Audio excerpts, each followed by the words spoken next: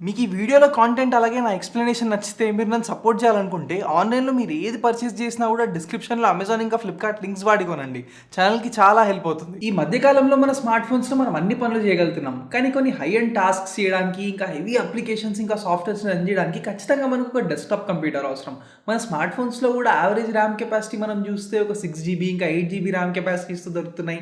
అదే కొన్ని flagship phones అయితే మనకు 10 జీబీ ఇంకా 12 జీబీ ర్యామ్ వేరియంట్స్‌లో కూడా దొరుకుతున్నాయి. నా ల్యాప్‌టాప్‌లో ఓన్లీ 8 జీబీ ర్యామ్ కెపాసిటీ ఉంది. అయినా కూడా ఈ వీడియోస్ ఎడిట్ చేయడానికి నేను ఎడిటింగ్ సాఫ్ట్‌వేర్ ఇంకా ఫోటోషాప్ ఇవన్నీ చాలా స్మూత్‌గా రన్ చేయగలుగుతున్నాను. కానీ కొంతమంది హెవీ యూజర్స్ దగ్గర కొన్ని పాత కంప్యూటర్స్ ఉంటాయి. వాటిలో అంత మంచి స్పెసిఫికేషన్స్ ఇంకా తక్కువ ర్యామ్ కెపాసిటీ ఉంటుంది. సో వాళ్ళు హెవీ అప్లికేషన్స్ రన్ చేయడానికి చాలా ఇబ్బంది పడుతుంటారు. అలాంటి వాళ్ళు ఫిజికల్‌గా ర్యామ్ మాడ్యూల్స్‌ని కొనుక్కొని ఫిజికల్‌గా వాళ్ళ కంప్యూటర్‌లో అప్‌గ్రేడ్ చేసుకోకుండా ర్యామ్ కెపాసిటీని ఇంక్రీజ్ చేసుకోవడానికి వేరే పద్ధతులు ఏమన్నా ఉన్నాయని వెతుకుతూ ఉంటారు. సో మన దగ్గర ఉండే మెమరీ కార్డ్స్ ఇంకా పెన్ డ్రైవ్స్‌ని మనం ర్యామ్‌లా కన్వర్ట్ చేసి ఉపయోగించొచ్చు. మెమరీ కార్డ్స్‌ని ఇంకా పెన్ డ్రైవ్స్‌ని మనం ర్యామ్‌లా ఎలా కన్వర్ట్ చేయగలుగుతున్నాం? ఇంకా మనకి దాని కారణంగా ఏమన్నా పర్ఫార్మెన్స్ బెనిఫిట్ నిజంగా ఉంటుందా? తెలుసుకోవాలంటే ఈ వీడియో పూర్తిగా చూడండి. హాయ్ ఫ్రెండ్స్, నా పేరు ప్రతీక్. మీరు చూస్తున్నారు టెక్నోక్రాట్ తెలుగు.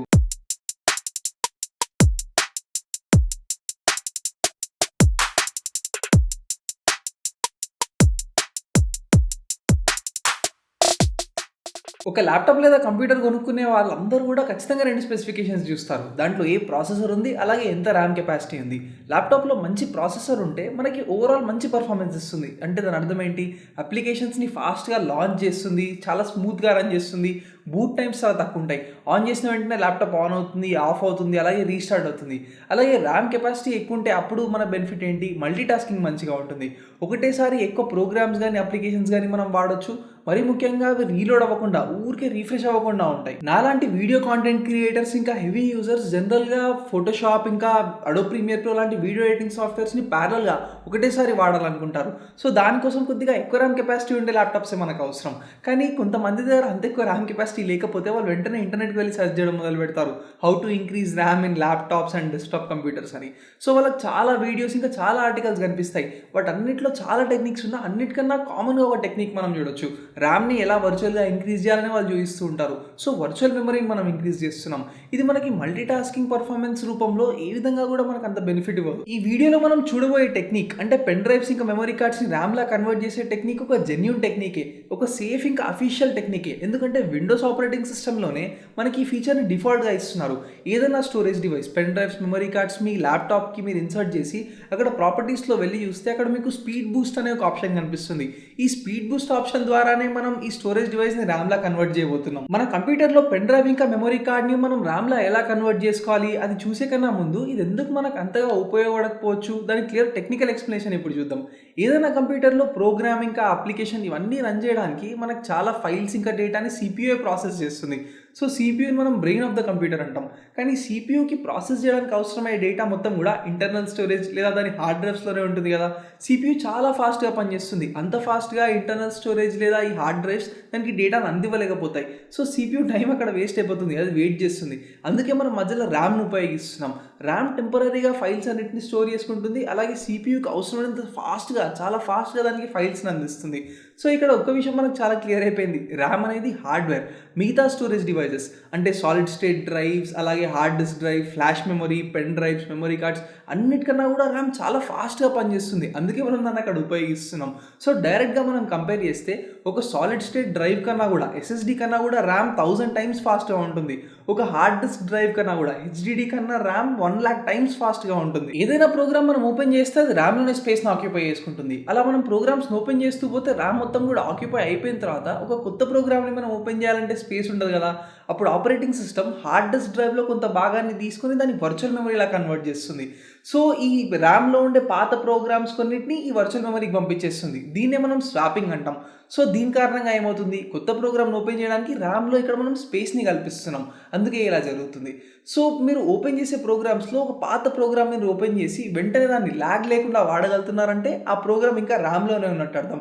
అదే మీరు ఓపెన్ చేసిన తర్వాత అది రీలోడ్, రిఫ్రెష్ అయ్యి కొద్దిసేపటి తర్వాత అది వర్క్ అవుతుంది అంటే అది హార్డ్ డిస్క్ డ్రైవ్ ఈ వర్చువల్ మెమరీకి వెళ్ళిపోయినట్టు అర్థం. ఇలా ఎందుకు జరుగుతుంది? ర్యామ్ చాలా ఫాస్ట్‌గా ఉంటుంది అవుతుంది కదా, అందుకే ల్యాగ్ లేకుండా వెంటనే CPU ఆ డేటాను ప్రాసెస్ చేయగలుగుతుంది. ఈ వర్చువల్ మెమరీలో ఉండే ఫైల్స్ హార్డ్ డిస్క్ డ్రైవ్ నుంచి మెల్లగా ర్యామ్కి రావాలి. హార్డ్ డిస్క్ డ్రైవ్ స్లో ఉంటుంది కాబట్టి దాని తర్వాత CPUకి రావాలి. అందుకే మనకి వర్చువల్ మెమరీలో ఉండేవి మెల్లగా లోడ్ అయ్యి రిఫ్రెష్ అయ్యి అందుకే మనకు అలా టైం పడుతుంది. ఇంతకుముందు ఆపరేటింగ్ సిస్టమ్ హార్డ్ డిస్క్ డ్రైవ్లో ఎలాగైతే వర్చువల్ మెమరీ క్రియేట్ చేసుకుని పెట్టుకుందో, ఇక్కడ మనం మెమరీ కార్డ్స్ ఇంకా పెన్ డ్రైవ్స్ని ర్యామ్లా కన్వర్ట్ చేస్తున్నామంటే సేమ్ మనం కూడా అదే చేస్తున్నాం. ఆ స్పేస్ మొత్తాన్ని మనం వర్చువల్ మెమరీలా మారుస్తున్నాం. సో ఇక్కడ థియరిటికల్గా అంటే జస్ట్ చూపించడానికి మనం అక్కడ ర్యామ్ కెపాసిటీని ఇంక్రీజ్ చేసినట్టుగా ఉంది, కానీ ఇది మల్టీటాస్కింగ్ పర్ఫార్మెన్స్కి ఏ విధంగా ఉపయోగపడదు. ఎందుకంటే ఇక్కడ ర్యామ్ అనేది చాలా ఫాస్ట్గా పనిచేస్తుంది. సో మనం పెన్ డ్రైవ్ మీద స్పీడ్తో కంపేర్ చేస్తే ఒక 1000 రెట్లు 10,000 రెట్లు స్లోగా ఉంటుంది. మీ కంప్యూటర్ లేదా ల్యాప్టాప్లో పెన్ డ్రైవ్స్ని మెమరీ కార్డ్స్ని ర్యామ్లా ఎలా కన్వర్ట్ చేయాలో ఇప్పుడు డీటెయిల్ ప్రాసెస్ చూద్దాం. సో ఇక్కడ నా పాత కంప్యూటర్లో నేను ఒక 4GB పెన్ డ్రైవ్ని ఇన్సర్ట్ చేస్తున్నాను. సో దిస్ పీసీకి వెళ్ళిన తర్వాత అక్కడ మీరు ఆ పెన్ డ్రైవ్ని చూడొచ్చు. ఫస్ట్ ఆ పెన్ డ్రైవ్ని మనం ఫార్మాట్ చేయాలి. ఫార్మాట్ చేయకుండా ఈ టెక్నిక్ కోసం మనం దాన్ని వాడలేం. సో ఫస్ట్ దాన్ని ఫార్మాట్ చేద్దాం. ఫార్మాట్ చేసిన తర్వాత మీరు రైట్ క్లిక్ చేసి ప్రాపర్టీస్ దగ్గర క్లిక్ చేస్తే, కింద ఉన్న ఆప్షన్ పై క్లిక్ చేస్తే అప్పుడు మీకు అక్కడ ఒక విండో ఓపెన్ అవుతుంది. దాంట్లో మీరు 5th ఆప్షన్ చూస్తే మీకు రెడీ బూస్ట్ ఉంది. దాన్ని ఇప్పుడు మనం క్లిక్ చేద్దాం. ఆ రెడీ బూస్ట్ ఫీచర్నే ఇప్పుడు మనం ఉపయోగించుకుంటున్నాం. సో మీ దగ్గర కనుక విండోస్ 10 కన్నా ముందు వర్షన్స్ ఉంటే, విండోస్ 10 లేకపోతే ఇలాంటి ప్రాబ్లం రావచ్చు.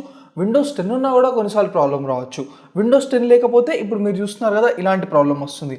Ready Boost is not enabled because the service responsible for ReadyBoost has been turned off on this computer అని వస్తుంది. మీ ల్యాప్టాప్లో విండోస్ 10 ఉన్నా కూడా కొన్నిసార్లు మీకు ఇలా కనిపిస్తుంది. Ready Boost is not enabled because the computer is fast enough that ready Boost is unlikely to provide additional benefit. అంటే రెడీ బూస్ట్ మీరు ఇప్పుడు దీన్ని ఉపయోగించినా ఈ కంప్యూటర్కి ఏం ప్రయోజనం లేదంటే మీకు ఇలా వస్తుంది. ఇలాంటి సిచ్యువేషన్లో మీరు ఏం చేసి కూడా ర్యామ్ ఇంక్రీజ్ చేసుకోలేరు. ఇంతకుముందు సిచ్యువేషన్లో ఈ ప్రాబ్లంకి ఒక చిన్న సొల్యూషన్ ఉంది. అదేంటో ఇప్పుడు చూద్దాం. సో ఇక్కడ మనం స్టార్ట్ బటన్ క్లిక్ చేసి అక్కడ సర్వీసెస్ అని సెర్చ్ చేయాలి. సర్వీసెస్లో మీకు చాలా లిస్ట్ ఆఫ్ సర్వీసెస్ వస్తాయి. అక్కడ మీరు సూపర్ ఫెచ్ కోసం అని వెతకండి. SUPERFETCH. దాన్ని చూస్తే అక్కడ మీకు ఒకవేళ రన్నింగ్ లేకపోయినా మాన్యువల్ ఉన్నా అప్పుడు మీకు ప్రాబ్లం ఉన్నట్టు. సో ఇప్పుడు మనం ఈ మాన్యువల్ని ఆటోమేటిక్గా మార్చాలి. రన్ అవ్వట్లేదుగా దాన్ని మనం రన్నింగ్లా మార్చాలి. సో ఫస్ట్ ఇక్కడ మనం రైట్ క్లిక్ చేస్తే మనకు ప్రాపర్టీస్ వస్తాయి. అక్కడ స్టార్ట్అప్ టైప్లో మీకు అక్కడ మాన్యువల్ ఉంటుంది. దాన్ని మీరు ఆటోమేటిక్లా మార్చండి. దాని తర్వాత అప్లై అని క్లిక్ చేసి ఓకే అని క్లిక్ చేయండి. దాని తర్వాత మళ్ళీ దీనిపై రైట్ క్లిక్ చేసి అక్కడ స్టార్ట్ అని క్లిక్ చేయండి. అప్పుడు అది రన్నింగ్ మోడ్కి వచ్చేస్తుంది. కొద్ది గొప్ప టైం తీసుకోవచ్చు. దాని తర్వాత ఇది పర్మనెంట్గా ఇంకా రన్నింగ్ మోడ్లో ఉంటుంది. సో ఇప్పుడు మనం ర్యామ్ కన్వర్ట్ చేసే ప్రాసెస్కి డైరెక్ట్గా వెళ్ళిపోవచ్చు. ఇప్పుడు మళ్ళీ మీ పెన్ డ్రైవ్ ప్రాపర్టీస్లోకి వెళ్ళి చూడండి. అక్కడ మళ్ళీ రెడీ బూస్ట్ అని క్లిక్ చేసి చూడండి. సో ఇప్పుడు మనకి ఇంతకు ముందు ఉండే ప్రాబ్లమ్ సాల్వ్ అయిపోయినట్టు మీకు కనిపిస్తుంది. అక్కడ మీకు చాలా ఆప్షన్స్ కనిపిస్తాయి. 3 ఆప్షన్స్ కనిపిస్తాయి. సో అక్కడ యూజ్ దిస్ డివైస్ అని క్లిక్ చేయండి. యూజ్ దిస్ డివైస్ అని క్లిక్ చేస్తే అక్కడ మీకు ర్యామ్ ఎంత పెట్టుకోవచ్చు అనే ఆప్షన్ కూడా చూస్తుంది.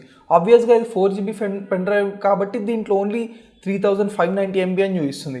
సో మీ ఇష్టానికి అనుగుణంగా మీరు అక్కడ ర్యామ్ చూస్ చేసుకోవచ్చు. దాని తర్వాత మీరు అప్లై అని క్లిక్ చేసి ఓకే అని క్లిక్ చేస్తే కొంచెం టైం తీసుకుంటుంది. దాని తర్వాత మీ పెన్ డ్రైవ్ ఇప్పుడు ర్యామ్లా కన్వర్ట్ అయిపోయినట్టే. సో అక్కడ మీరు చూడొచ్చు ఓన్లీ 100 MB మాత్రమే ఫ్రీ ఉంది. దాన్ని మనం ఓపెన్ చేస్తే కూడా అక్కడ రెడీ బూస్ట్ అనే ఒక సింగిల్ ఐకాన్ మాత్రమే ఉంది. అక్కడ టైప్లో కూడా చూడండి రెడీ బూస్ట్ క్యాష్ అని చూపిస్తుంది. సో ఇప్పుడు ఈ పెన్ డ్రైవ్లో ఉండే 3.5GBని మనం ర్యామ్ లాగా అయితే కన్వర్ట్ చేసాం, కానీ ఈ కంప్యూటర్ ప్రాపర్టీస్లోకి వెళ్ళి చూస్తే పెరిగినట్టు మనకు కనిపించదు. మనం ఫిజికల్గా ర్యామ్ని అప్గ్రేడ్ చేయలేదు కదా, జస్ట్ వర్చువల్గా మెమరీని ఇంక్రీజ్ చేసాం. అంటే ఈ పెన్ డ్రైవ్ని ర్యామ్లా వాడేలా చేస్తున్నాం అంతే. ఈ వీడియోలో ఇప్పటివరకు నేను చాలాసార్లు పెన్ డ్రైవ్ని ర్యామ్లా కన్వర్ట్ చేయడం వల్ల మనకు మల్టీ టాస్కింగ్ పరంగా ఏం బెనిఫిట్ ఉంటుందని నేను చాలాసార్లు చెప్పాను. అలాంటప్పుడు అసలు విండోస్ ఆపరేటింగ్ సిస్టమ్ వాళ్ళే ఈ ఫీచర్ని డిఫాల్ట్గా ఎందుకు ఇస్తున్నారు? కొన్ని సిచ్యువేషన్స్లో మనకి ఇది ఉపయోగపడుతుంది. ఎలాంటి సిచ్యువేషన్స్ అంటే హెవీ అప్లికేషన్స్ లేదా పెద్ద పెద్ద XL files 4GB 8GB size ఉండే ఎక్సెల్ ఫైల్స్ని ఓపెన్ చేయాలి అంటే తక్కువ ర్యామ్ కెపాసిటీ ఉన్నప్పుడు అవి ఓపెన్ కూడా అవ్వవు. సో అలాంటి సిచ్యువేషన్స్లో వర్చువల్ మెమరీ కొద్దిగా మనం ఇంక్రీజ్ చేసుకుంటే అప్పుడు ఈ గ్రాఫిక్ డిజైనింగ్ సాఫ్ట్వేర్స్ ఇంకా పెద్ద పెద్ద ఎక్సెల్ ఫైల్స్ని అట్లీస్ట్ మనం ఓపెన్ చేయగలుగుతాం, ఓపెన్ చేసి అట్లీస్ట్ వాడగలుగుతాం. అదే కాకుండా వీడియో ఎడిటింగ్ చేసేటప్పుడు కొద్దిగా స్మూత్ వీడియో ఎడిటింగ్, ఇంకొద్దిగా ఫాస్ట్గా వీడియో రెండర్ చేయడానికి మనకు ఉపయోగపడుతుంది. మన ల్యాప్టాప్స్లో చాలా తక్కువ ర్యామ్ కెపాసిటీ ఉంటాయి, 2GB 4GB అలా తక్కువ ర్యామ్ కెపాసిటీ ఉన్నప్పుడు మనం ఒక 20-30 క్రోమ్ ట్యాబ్స్ ఓపెన్ చేసిన వెంటనే క్రోమ్ అప్లికేషనే క్రాష్ అయిపోతుంది. ఇలా వర్చువల్ మెమరీ మనం వాడడం కారణంగా మనం అట్లీస్ట్ ఆ క్రోమ్ అప్లికేషన్ క్లోజ్ అవ్వకుండా చూసుకోవచ్చు. ఎలాగో మనకి ఫిజికల్‌గా మనం ర్యామ్ ఇంక్రీజ్ చేయడమే బెటర్ సొల్యూషన్ అని చెప్తాను. కానీ టెంపరరీ సొల్యూషన్ కూడా ఇలాంటి కొన్ని ప్రాబ్లమ్స్‌కి సొల్యూషన్ చూపిస్తుంది. మీ కంప్యూటర్‌లో కూడా మీరు ఇలా పెన్ డ్రైవ్స్, మెమరీ కార్డ్స్‌ని ర్యామ్‌లా కన్వర్ట్ చేసి వాడాలనుకుంటే ఓన్లీ స్పేర్ పెన్ డ్రైవ్స్‌ని ఇంకా మెమరీ కార్డ్స్‌నే వాడండి. అంటే పాడైపోయినా ఏం ప్రాబ్లమ్ లేదు అనుకుంటేనే వాడండి.